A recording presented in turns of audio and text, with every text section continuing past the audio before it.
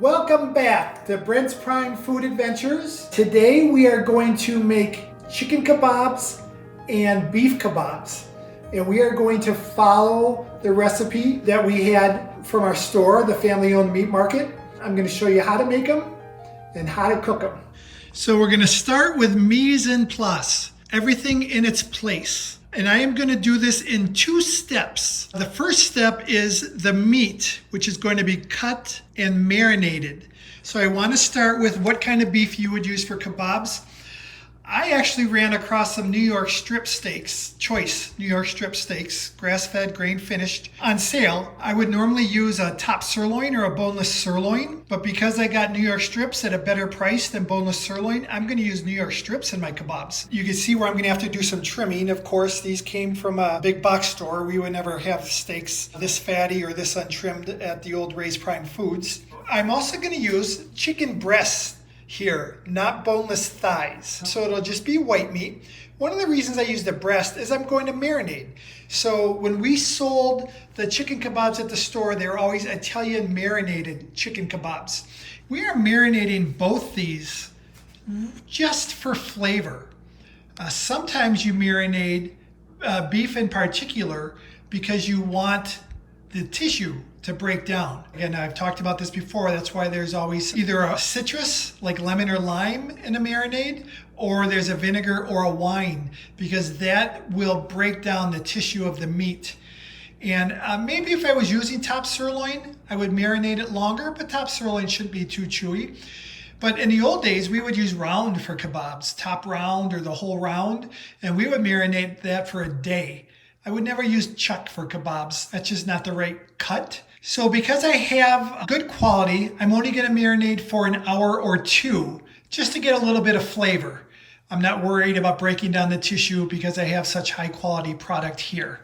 We're going to start with the beef. I have here, maybe half a cup of olive oil.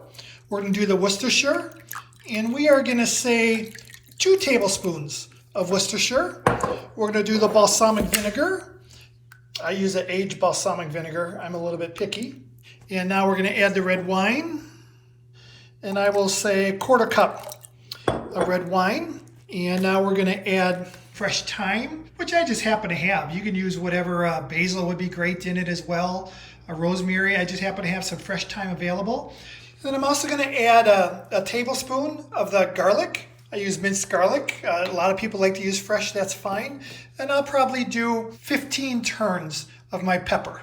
Now to get ready for my chicken marinade, we're going to use about 1/3 of a bottle of the Italian dressing. I use a low-fat Italian dressing. And to get that extra flavor in, now we're going to go ahead and add a couple tablespoons of this red wine vinegar. The remaining thyme. So fun when I film by myself. And another one of these tablespoons of the garlic. What I'm going to do is I'm going to blend these with a fork, and then I'm going to cut my chicken and my beef. I'll show you both the size of the cubes before I then put them into the marinade. But I want to let you know that there's this piece right here on the top of every New York strip or porterhouse. I already cut it off here. We would never leave that on the steaks at Ray's Prime Foods, my old meat market, because it's really just gristle. So I've already cut that off. Now what I'm going to do is I'm going to freezer wrap this one and put it in the freezer. I'm not going to use all 3, and these 2 will end up in the kebab meat.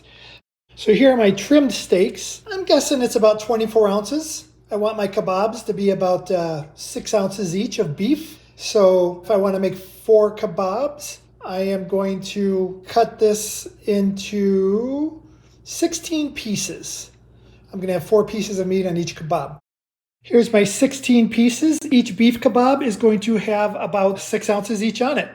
These longer ones, in a perfect world, they'd all be square, but you can't always do that. When I put them on the kebab, I will just fold them under like that, so you can have it like that. But I do want to share that I do not throw this trim out. I save it. I accumulate my beef trim, and that will eventually go into a beef broth when I make my beef broth. When I get enough, then I'll go and buy some shanks probably some knuckles. So I save my trim for broth. That will not go to waste. So I have about 20 ounces of boneless, skinless chicken breasts. It is organic. You can see that came from 2 different birds, the different colors. I'm still going to cut 16 pieces. It's okay if the chicken pieces are a little smaller than the beef. My beef, by the way, here I am in my marinade. Yum, right? Totally yum. My beef I want to cook medium rare, maybe medium. So that's a temperature of 135 degrees, I'll call it. My chicken I need to cook to 165 degrees. So as a result, it's okay if my chicken pieces are a little smaller. So to refresh, I had 24 ounces of beef cut into 16 pieces. Now I have 20 ounces of chicken cut into 16 pieces. So each kebab is going to have 4 pieces of meat each. So I'm making 8 kebabs total. So important, please listen to what I'm going to say next.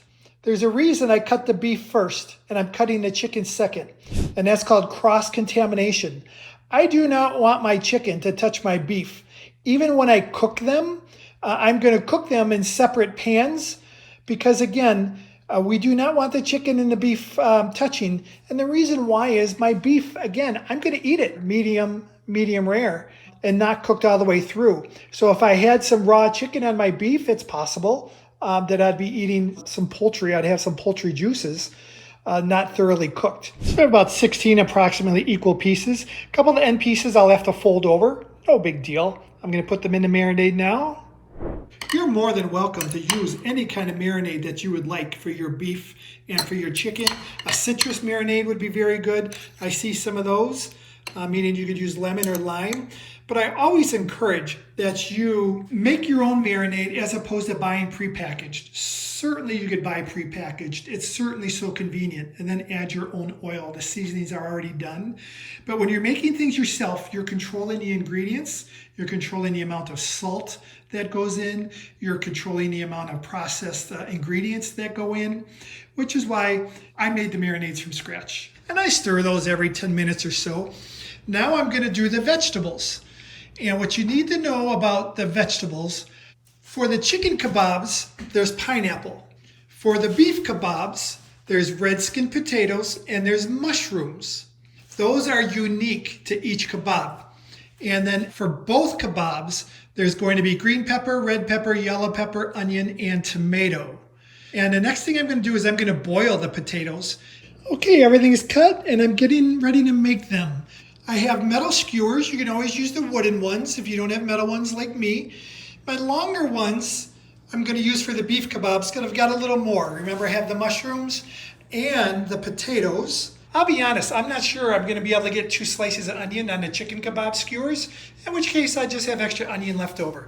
My tops I'm going to use for eggs. I just have them sit there for posterity. My pineapple cubes, if you would like, you could use real pineapple. I would prefer it. I instead bought a low sugar pineapple. And then here I am. I've been turning these periodically. I'm just continuing to marinate my beef and my chicken. I have my meat thermometer here ready because I will be temping.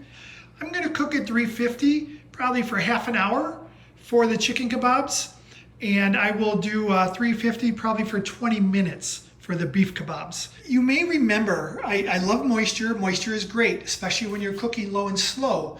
But if you're searing, then you want to dry your meat, pat it dry. But we're not searing today, we're baking. So no problem having the moisture in the meat on both. Look how beautiful these look. Just like the ones that we made at the meat market that was around over 60 years and closed in 2024. If you're a former Raised Prime Foods customer and you've had kebabs like these, please comment below. Or if you're just a friend and we've had kebabs together, feel free.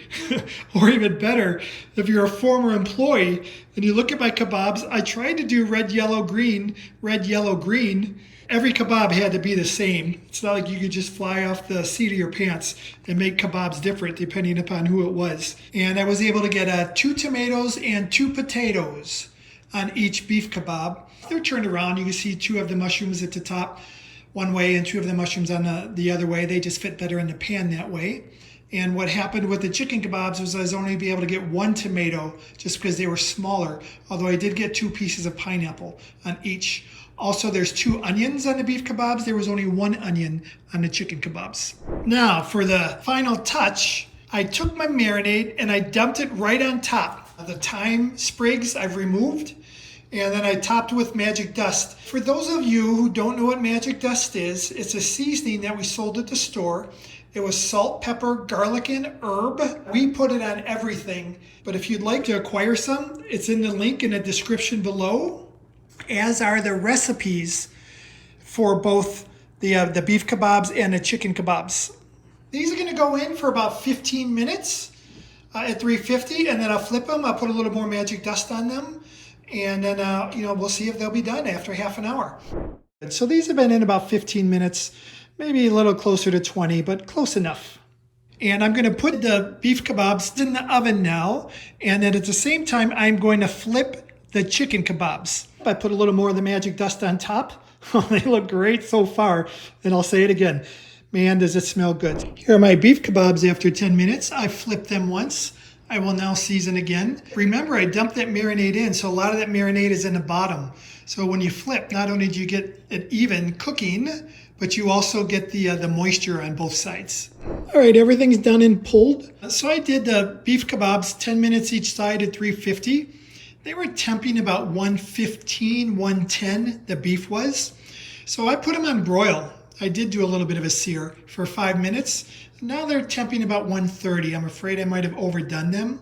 And the chicken kebabs, I ended up doing about 25 minutes at 350 on each side. So for a total of 50 minutes, and they're temping right around 160. What I'm gonna do is I'm gonna let everything sit for 5 minutes, and then we'll go from there. Okay, we got some kebabers. That's a little bit of buckwheat on the side. I cooked in vegetable broth. Just about all my carbs, I'm almost always cooking that in a veggie broth. I do an organic, low sodium veggie broth. It costs like $2 for a quart. I just showed a picture of the beef. It turned out a nice medium rare medium. And the chicken is completely cooked. Everything is delicious, not to mention nutritious. Cheers.